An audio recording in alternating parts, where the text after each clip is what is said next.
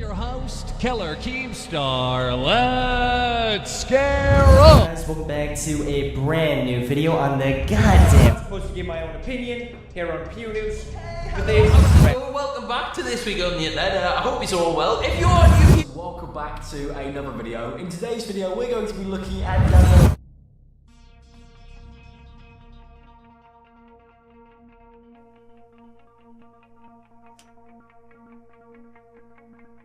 Commentary channels. You watch them, right? If you watch anything besides vlogging or gaming, then you most likely do. The word commentary and the term commentary channels is so vague that honestly any channel could be lumped into the commentary genre. But if we go ahead and get specific with the channels that actually label themselves as a commentary channel, you can start to notice a shared theme amongst pretty much all of these channels. And that theme is forced negativity.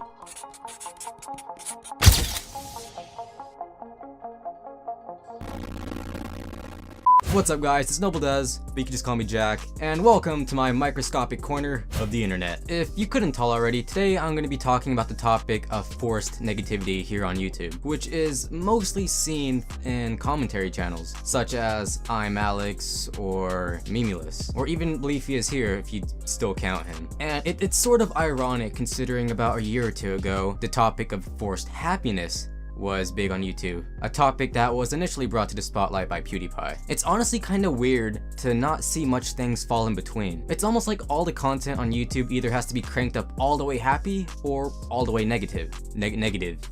Yeah, the happiness side of thing has already been covered like a year or two ago when PewDiePie brought it to the spotlight, but I thought it'd be cool to kind of go in depth with the opposite side of the spectrum, which usually resides within the commentary community. Quick side note though, this topic was brought to my attention by Jonan, I think that's how you pronounce his name. I'm gonna be covering what he did in his video, kinda. He sort of laid out a foundation of a topic and I'm gonna be building upon that. Now, by no means am I hating or trying to expose these channels. Actually, I primarily only watch commentary YouTubers, such as Willany, Leon Lush, and PewDiePie. I'm doing my part, don't worry. I think this whole genre of content was popularized around 2016, whenever Leafy is Here was on the rise. That was a really edgy era of YouTube. If anything, that was the edgy era of YouTube, 2016. Back then, being edgy, and I guess you could probably go as far as saying malicious, is what got views. If you were edgy, if you made jokes about suicide and drinking bleach and all that, then you got views. That was how it worked back in 2016. But things have definitely been toned down since then, especially because of most of the things YouTube has enforced, which brought down channels such as Leafy is Here. Most of that content really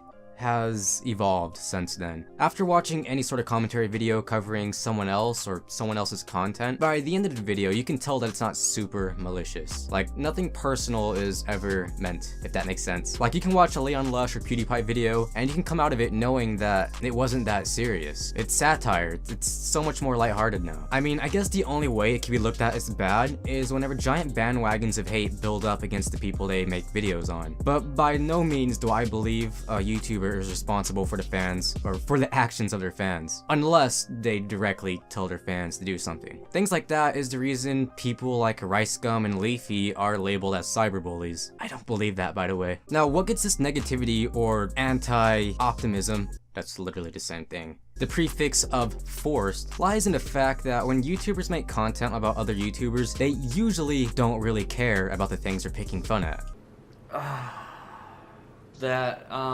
I'm sorry. That hat? What is that? Is she a sailor? Or a 19th century chimney sweep? What is that hat? What? I mean, really? Are you a jockey? The hat makes no sense. Okay, the hat. I'm all for critiquing another YouTuber's videos. In fact, that's exactly what I'm doing now. But I can't tell if there's some double joke going on here where he is pretending to be so fashion conscious. I guarantee you that Danny Gonzalez could not care less about Tessa Brooks' hat. They aren't out here picking fun at people because they hate the person or the things they're criticizing just picks at their soul. It's just to get views, obviously. But welcome to YouTube. It's just something humans are sort of naturally drawn to. Notice things like tea spilling channels such as, like, I don't know, Drama Alert for example, never really cover anything positive. You just get the latest scoop on what's the latest drama with relevant YouTubers and celebrities. Humans like drama and negativity like this, they just do. Especially when the drama or negativity is affecting others and not them. Which is why during fights, instead of like people jumping in and breaking it up, they prefer to stand around and watch. Don't worry, I do the same thing. Hopefully that example makes sense. They're not the ones in a fight, so they don't care. It's entertaining. Us humans are entertained by negativity and drama, which equals views, which equals getting demonetized. Us humans are quite the specimen, aren't we? I could spend all day talking about this, but I think there's one big thing that's usually overlooked about the commentary community, and it's that the commentary community is what keeps things in check here on YouTube amongst other content creators. They're like the YouTube police. When something shady or scummy gets done on YouTube, who stops it? YouTube? The person's fans? No, it's usually other YouTubers calling out the YouTubers who did that shady or scummy thing. Things such as YouTubers pretending they're dying for views, scams, fake pranks, the list goes on. Those things are brought to the spotlight by commentators. Commentators are the main thing that keeps other content creators in check here on YouTube, which is probably also the reason we haven't seen any more content comps recently. Commentators have sort of taken the role as the YouTube police, devaluing what Content Cop did. I mean, Content Cops are still like so much better in terms of production and quality and